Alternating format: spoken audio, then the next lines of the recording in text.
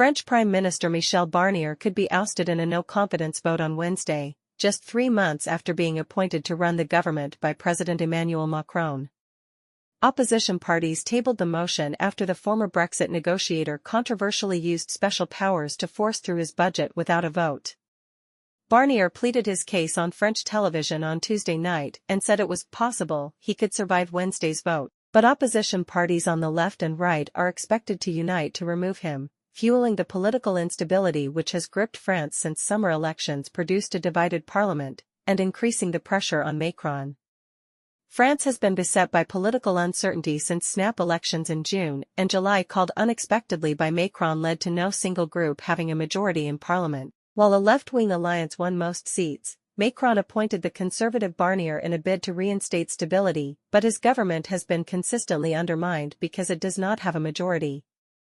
On Monday, Barnier opted to push through controversial reforms to Social Security by invoking presidential decree after failing to win enough support for the measures, a move which has left his minority government on the brink of collapse. Speaking to French television, Barnier rejected the idea that President Emmanuel Macron should resign to unblock the country's current crisis, calling him a guarantee of stability.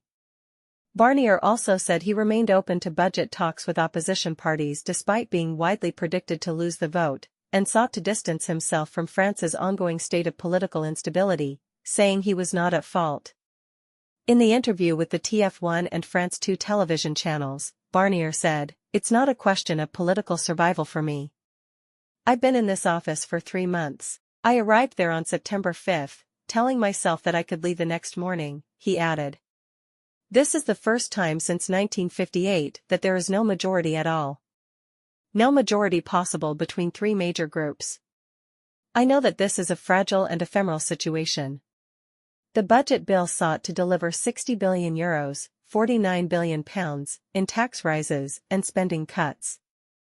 Barnier was forced to cave into changes demanded by critics due to his lack of a parliamentary majority. He is now expected to become the shortest-lived prime minister in France's Fifth Republic, with the left-wing bloc in the National Assembly, as well as the far right, predicted to back the motion against him.